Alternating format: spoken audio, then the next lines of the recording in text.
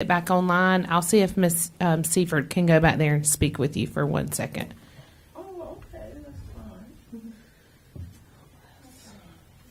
Just wanted to ask this gentleman, what, are they gonna put a building up on that property since I live on East Street? That was only, I didn't know about that questions. Oh, you didn't know you needed to sign up for the public hearing comment section. I don't think they have not submitted plans. They haven't submitted plans. Did you That's right, they have not submitted any plans. This is simply to come into the town limits and then to designate it Okay. for the industrial zoning that they have back there now for that same company. Any buildings they want to present or anything like that, they would submit those for plan reviews. They'd have to submit drawings and all of that. So this was just for the question of to annex or not to annex, to zone or not to zone, how we zone. Okay, yeah, I know they own that. They just wanted their whole property inside one town limits and not part of it outside the town limits and part of it in the town limits. That way they have one set of standards, whatever they do. Okay, so, They probably will be building a building back there, or either adding on to buildings or something like that. Those options are all open that's to the only them, thing. but they will have to meet our standards. Okay, Mr. Flo, can you come back to? Are you finished at the mic? I'm sorry. That's all right. Yes, ma'am. Are you finished? Did you need to tell us anything else? I'm finished with, Okay. yeah. As long as y'all got everything you needed from me in the Okay. comments recorded. And there's no more questions. Okay. Mayor and Board, I move that we vote to either approve or disapprove the ordinance extending the corporate limits of the town of Landis and incorporate by annexation a contiguous area into the town of Landis. Ordinance number 2021-10-1. I second that. Is your motion to approve? I move I'm that we sorry. take a vote. Oh, I'm okay. sorry. I'm sorry, I didn't hear that. No, you're fine. No discussion? Any discussion? Okay, I'll start with Mr. Stewart. Yes. Mr. Coyer? Yes. Mr. Overcash? Yes. Ms. Sales? Yes. Motion passes. All right, then we will move to D.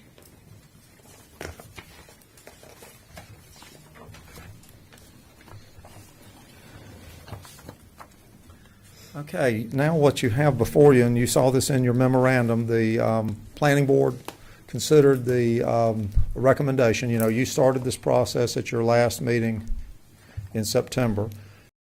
Planning board the next day, and they recommended to be consistent with that area with the other properties of the Haskells to designate it with the industrial zoning, even though it's probably not big enough to have any big factories or anything like that on it. It'd probably be supporting type facilities.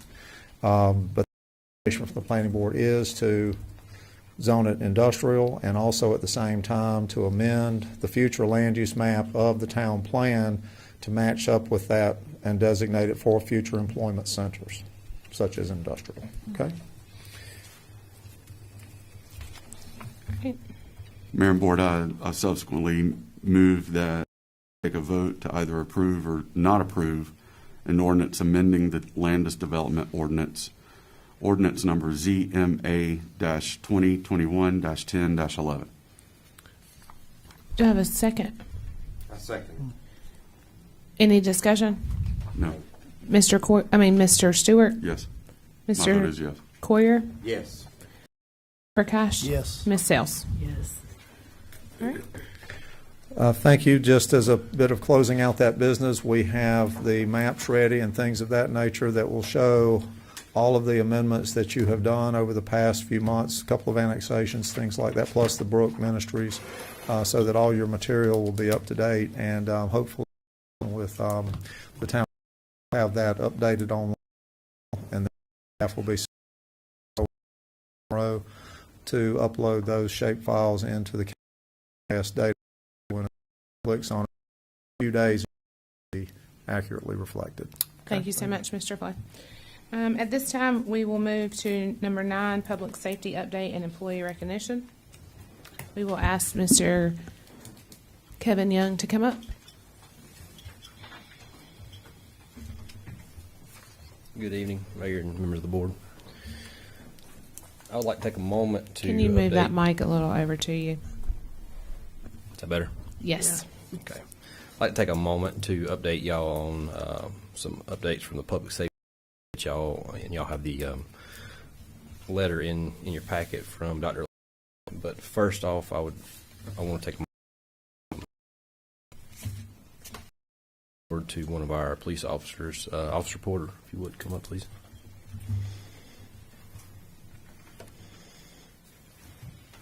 Would you like? Sure.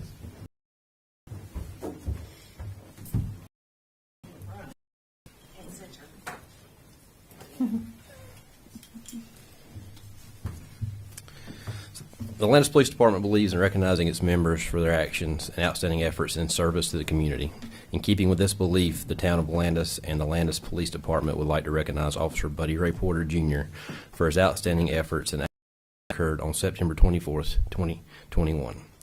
On Friday, September 24th, 2021, during his lunch break, Officer Porter acted quickly and professionally while encountering a woman in distress. Without hesitation, Officer Porter recognized the woman was choking and was in need of immediate assistance. Officer Porter reacted per his training and successfully performed the Heimlich maneuver, clearing the woman's airway. It is through Officer Porter's immediate and life-saving actions that the woman's airway was cleared, preventing a potentially fatal outcome. The actions of Officer Porter ultimately resulted in quick aid being rendered to the woman. Officer Porter exhibited exceptional acts of humanity while being directly responsible for the saving of a human life. This extraordinary performance of duty is in keeping with the highest traditions of law enforcement and reflects great credit upon himself, the Landis Police Department, and the entire law enforcement profession. Congratulations, Officer Porter.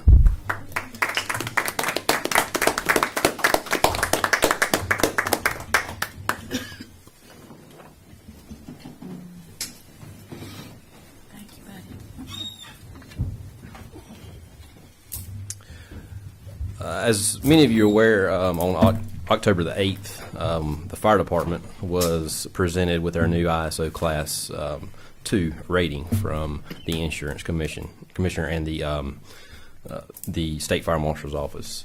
We went from a rating of 4 to a new ISO rating of 2, and I believe this is definitely a testament of their hard work and dedication to every fire department employee. This new rating will go into effect on January 1st, 2022, and I think the citizens of Landis should be definitely proud of this improvement, which highlights our abilities and preparedness to respond to fire and rescue emergencies. Last week was Fire Prevention Week. The fire department members participated in educational community outreach initiatives that educated and informed the public about fire safety and fire prevention. And also, while we're talking about the fire department, we want to remind everyone that the fire department is currently conducting their annual hydrant maintenance, and the citizens may notice water coming from the hydrants, discoloration in their water, or standing water in the roadways. The discoloration should improve after their faucets are flushed for a few minutes. However, if that does not happen, we encourage them to contact Town Hall so that we can get the lines flushed again. Last month, the fire department responded to 92 calls with an average response time of about 4 minutes. Moving on to the police department. So we are making progress in hiring, potentially hiring a new candidate for the police officer position. We had already had someone in a background process that we were conducting that was showed interest in a part-time position, and we extended the full-time position offer of employment to him, and which he accepted. So we're still doing a few last things that we have to do after a conditional offer, but we believe that will come through, and that will allow us to fill the new position more quickly and help limit staffing shortages. We also had 4 applicants for the new position, and we will be contacting them about potential part-time vacancies and a potential full-time vacancy possibly coming up in the next couple months if one of our employees was to leave. We are also continue with the pilot program of the blue cruise lights. I'm sure y'all probably noticed some of our patrol officers riding around with the steady blue lights on. This will continue through the remainder of October, and we will then solicit feedback from the community and decide if we wish to continue this program. Starting in November, we are going to start a Coffee with a Cop program with China Grove and the Landis Police Department. This will start November the 2nd, and from 9 to 11 on the first Tuesday of every month at the French Express Coffee Shop in China Grove. And that will be for anyone who would like to come speak with us and on neutral ground, just to talk about anything they want to talk about, basically, any kind of topics of interest. And we would really like to extend our thanks to the French Express Coffee Shop to help sponsor that. One more thing for the police department, we'll be participating in the drug enforcement, the DEA's National Take Back Initiative on Saturday, October 23rd. That is a national event. We will have somebody at the police department on Saturday from 10 to 2 to where you can bring your any expired prescription medication that you need to dispose of. Interrupt you. It needs to stay in the bottles, right? Or do it be in a plastic bag? It can be in a plastic Okay. bag, but yes, if you still have it in the bottle, Okay. that's good. I would also like to just interject there that we do have a bin there that you can, if you can't come on that particular day, that is available in the lobby of the police department, a secured location, that you can drop off any prescription medication that you would like to dispose of properly.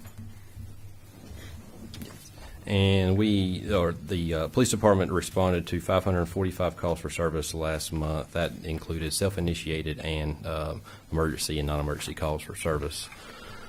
And I think that is a very good testament to their dealing with the staffing crunch that we're currently dealing with one person out on light duty and one person still in training and still trying to hire for the new position. So that is all I've got. Thank you, sir. We will move to number 10.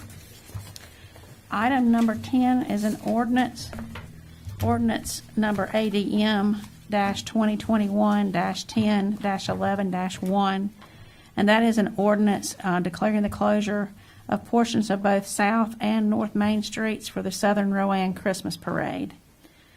That ordinance reads as follows: whereas the town of Landis annually participates in the Southern Rowan Christmas Parade event for the pleasure of its citizens, and whereas this festival requires the closure of portions of South and North Main Streets in order to provide adequate security and crowd control, and whereas the proposed street closures are not likely to unreasonably interfere with public transportation and emergency services, now therefore it be ordained by the Town of Landis Board of Aldermen pursuant to the authority granted by General Statute 20-169 that they do hereby declare a temporary road closure during the date and time set forth below on the following described portions of the state highway system route.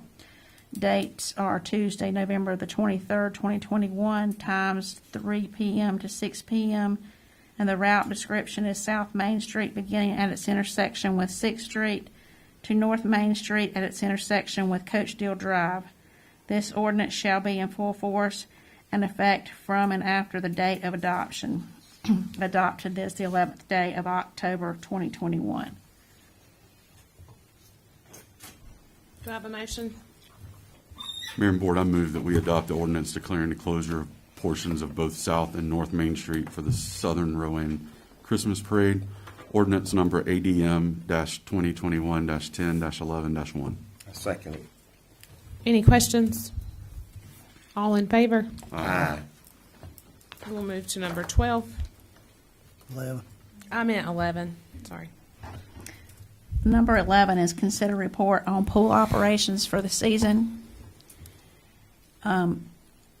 We just completed our first year of in-house pool operations on Labor Day, and I want to personally thank Recreation Director Jessica Stamper, who is here tonight, for her hard work and dedication. Thanks to her and our pool staff, we had a very successful season.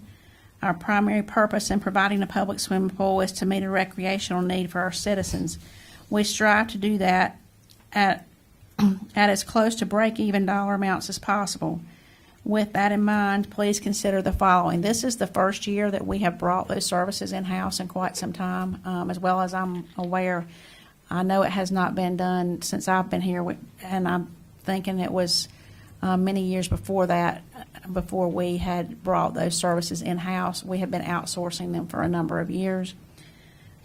This year, we collected in revenue a total of $77,333, and we had expenses of $85,130. That means the net cost for the 2021 season is $7,797. So the pool is not breaking even, but that is not really a substantial amount of money to provide our citizens with an opportunity to attend the pool. But I do want to bring to your attention who used the pool. We sold memberships to 62 families and 12 employees.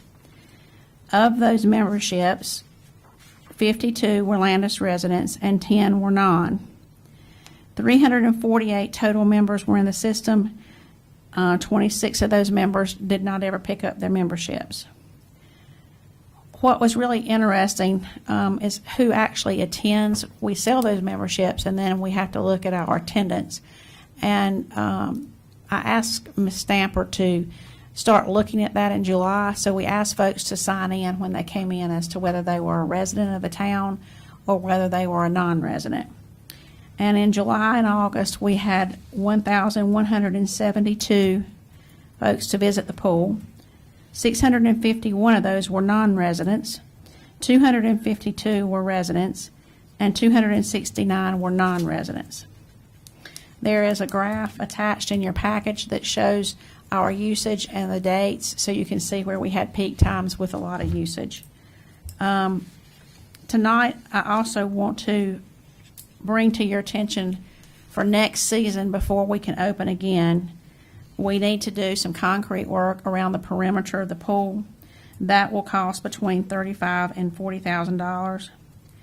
Filter replacement will be $4,000 to $5,000, and a new way to provide shade or umbrella replacement will be between $3,000 and $4,000. Address during our upcoming budget process.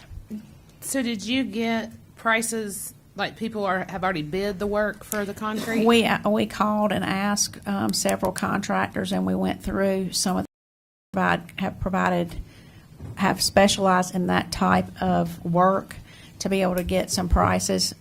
They could change, but we wanted to be able to give you a range so that you'd not be aware that we are looking at having to do some fairly significant work before next year. There's no action required tonight. I just wanted to provide some information on that. All right, we will move to number 12. So number 12, I think you will find interesting. Number 12 addresses utility services bills.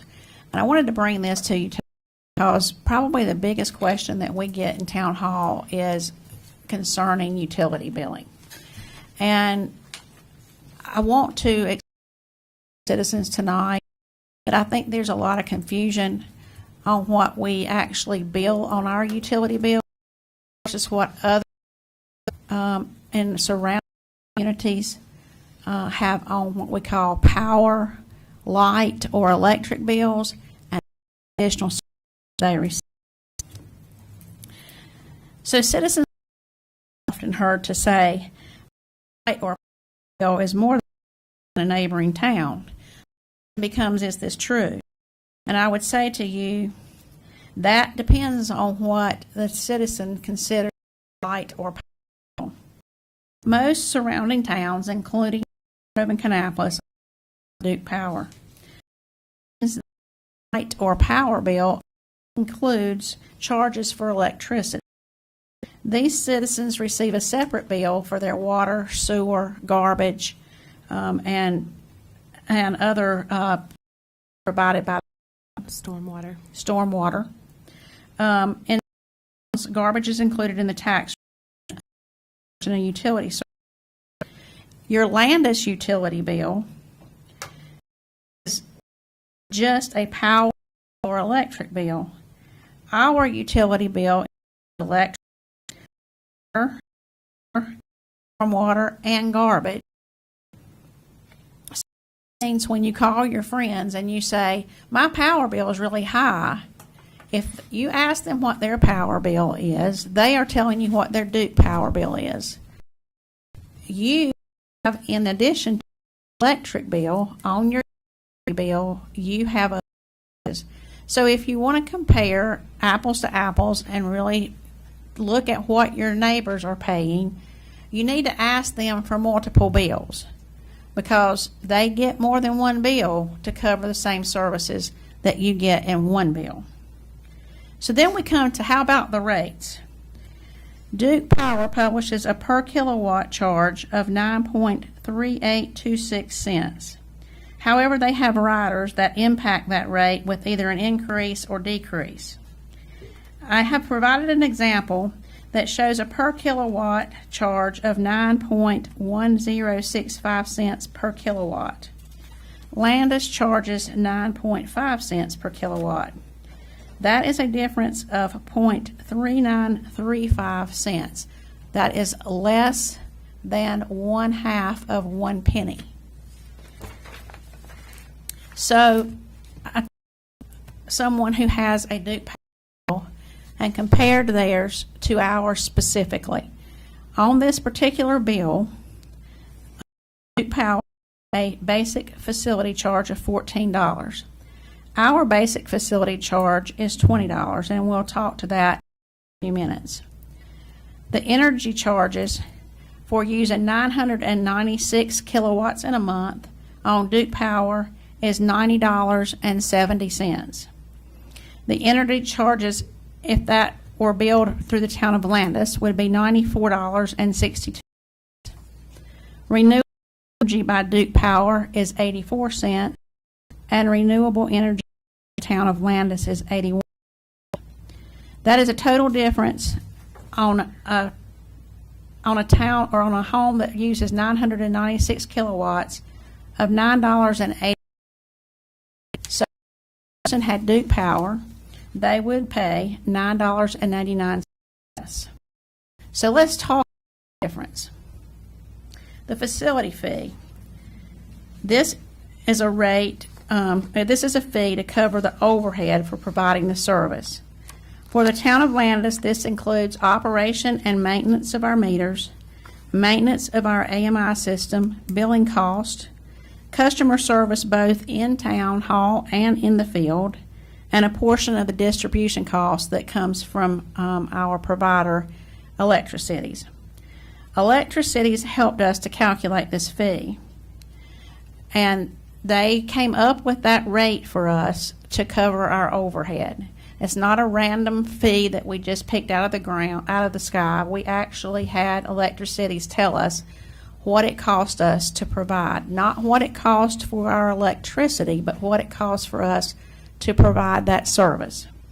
Duke Energy is a much larger system that generates its own power. While we are part of Electricities, we pay for our power and its distribution. And the larger your system is, the more efficient you can be in what you provide.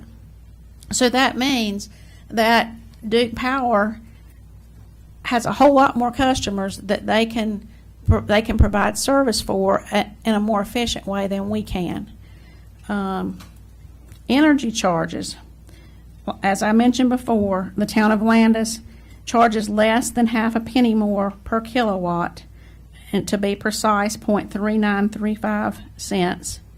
And I think that is a very competitive rate, given that we are a much smaller system and we purchase our power. Where I think we make up the difference and where we can talk about is it worth it to you to pay a little bit more for your service. We provide exemplary service to our customers and citizens. We cannot prevent events of nature, but our response time to outages is excellent. Please consider your ability to have power restored quickly as you look at the difference in cost. We are competitive with our rates, and our service is outstanding. And I would just encourage you to make sure that you're comparing apples to apples when you talk to your neighbors. And I would say to you, I had a story told to me back when we had a recent power outage due to a problem at our substation that is unusual, that this person's children really were concerned and did not even understand what could possibly be happening because they'd never experienced a power outage in Landis before. And I said, "What do you mean?" And she said, "My children have never had the power go out at our house before." And I'm not a resident. I live close by, but I'm not serviced by the town of Landis. And I just can't imagine having lived for 7 or 8 years and never having experienced a power outage. I will say to you that I believe that people who receive services from a town like Landis or another town like Electric Cities, even when we have a major storm come through, we have a hurricane or something like that, we're looking at a recovery of days, not weeks. And that's not to put a slam on our competitors and our folks that receive Duke Power, because they work really hard as well. But it is to say that I think our service is exemplary and that we should be pleased with the level of service that we have and the limited number of outages that we experience in the town. And that is a testament to the Public Works Department and our team of electricians that work really hard to keep our lines clear, to make sure that we don't have trees that are overhanging, and to make sure that we are prepared when a storm comes through, and that we work together with other communities to make sure service is restored as soon as possible. Thank you. All right, we will move to number 13. I keep looking down beside it, like I've already flipped the 13. So number 13 is to consider a passive part Blue Ribbon Committee members. I'm excited tonight to bring to you a new proposal for our passive part Blue Ribbon Committee. Following the article in the Salisbury Post, the mayor reached out to each committee applicant to explain where we are in the process. During those conversations, we realized a significant need for education on the passive part concept and design. A community meeting was held on September 27th to provide a history, information on formal process for interested parties to complete an application, and to talk about the design and answer questions for our future passive part. The application process allows us to obtain contact information, background, and potential interest in other volunteer opportunities in our town. Applications were also posted on our website and social media with a deadline for acceptance of October the 6th, 2021 at 5 p.m. I'm happy to present to you the following applicants for Passive Part Blue Ribbon Committee. Board members, Meredith Smith and Katie Sells. Citizens, Summer Fall, John Hall, Delbert Nelms, Ryan Nelms, Tabitha Stewart, David Sells, and Pamela Urban. Staff members, Rebecca Powell and Jessica Stamper. Honorary members, Susan and Edward Norville as Lynn family members, and Martha Coyer as a representative for the veteran recognition in the park. Please consider approving the above members for Passive Part Blue Ribbon Committee. Please also consider charging the committee with developing a design budget for the park, overseeing the development through completion, and fundraising additional money to support the development. I also recommend that the final design be brought to you for approval prior to bidding the development. Thank you. Do I have a motion? Mayor and Board, I move that we as a board consider approving the Passive Part Blue Ribbon Committee members as stated below, and also charging the committee with developing a design budget, overseeing the development through completion, fundraising, and additional money to support development, and that upon their recommendation of a final design, that it be brought to us for prior approval before the bidding. Any discussion? All in favor? Aye. We will now move to 14. Number 14 is a finance report, And I would say to you tonight, we are excited to also say to you that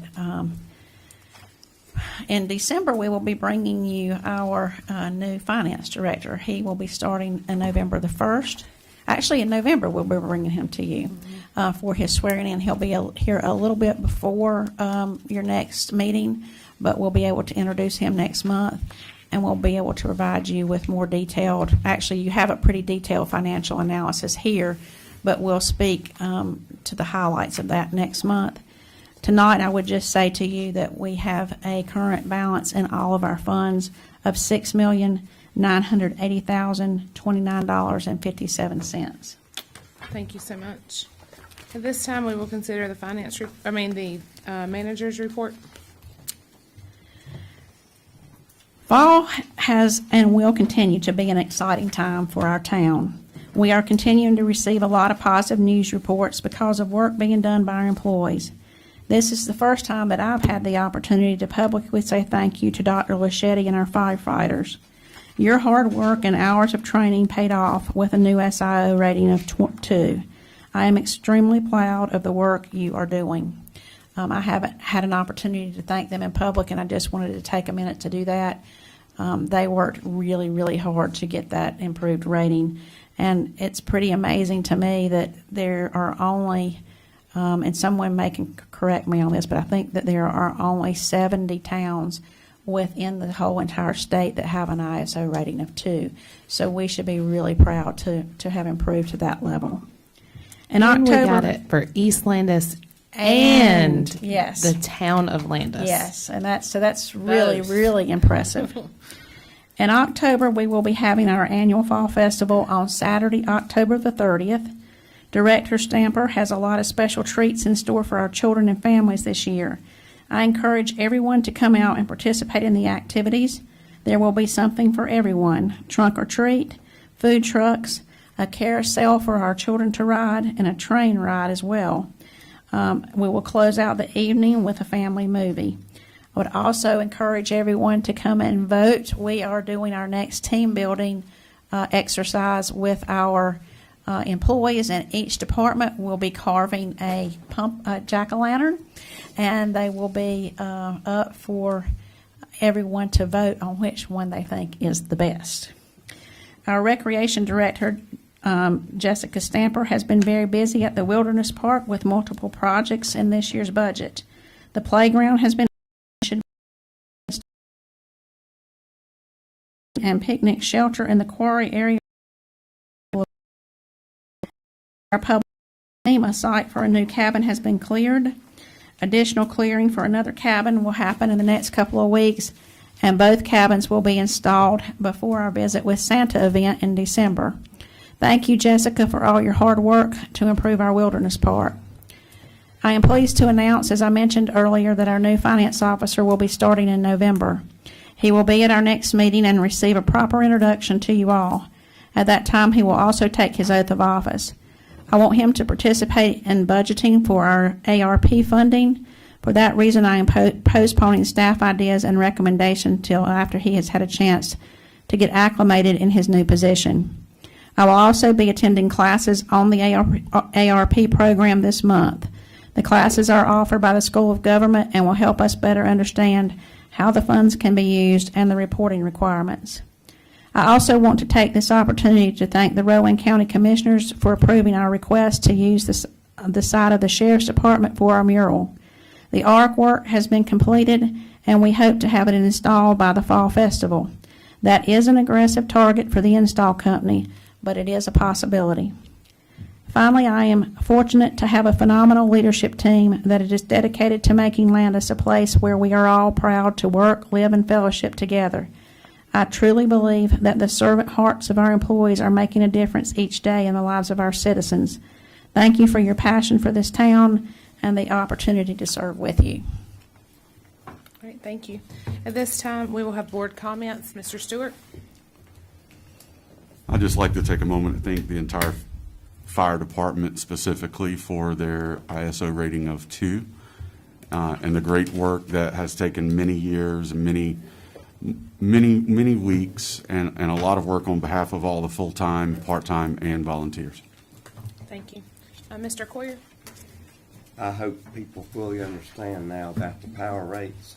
And I'd like to remind people, when Hugo came through here, my power was only out 4 hours. We had some people in town that their power was out almost overnight, but I know people that lived on Duke services didn't have power for 6 months. So if I had to pay more for power from Landis, I think it'd be well worth it. All right, Mr. Abercash? I'd like to extend another congratulations to Officer Porter for what he done. Like he said, it's just what he does. He's gone, but he just said it. Right place, right time. And I'd like to thank Diane for the Duke Roberta power report. We hear a lot about that, and we see a lot about it. And I'm like Tony, I've lived here since 2001. I wasn't affected by the last blowout, but we did have one on this side of the tracks that affected me an hour or two.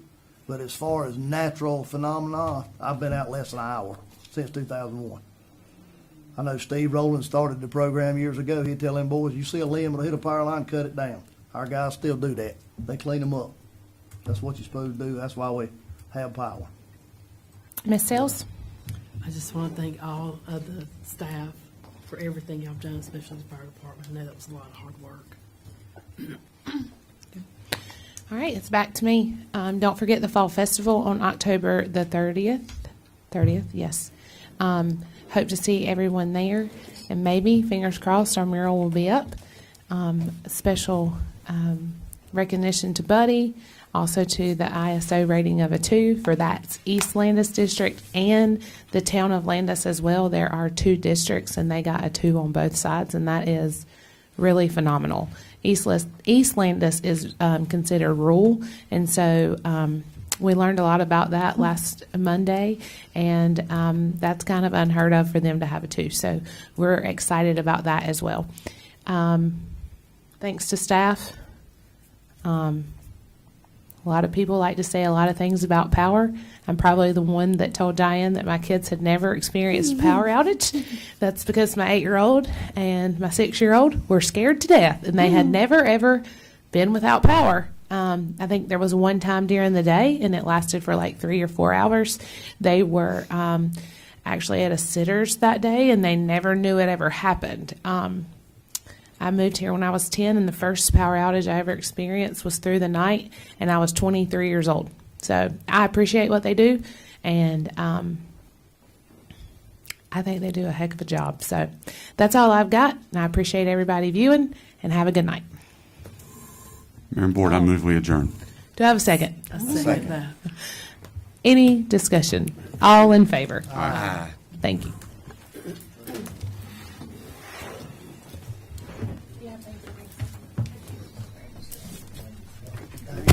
We are. Not yet.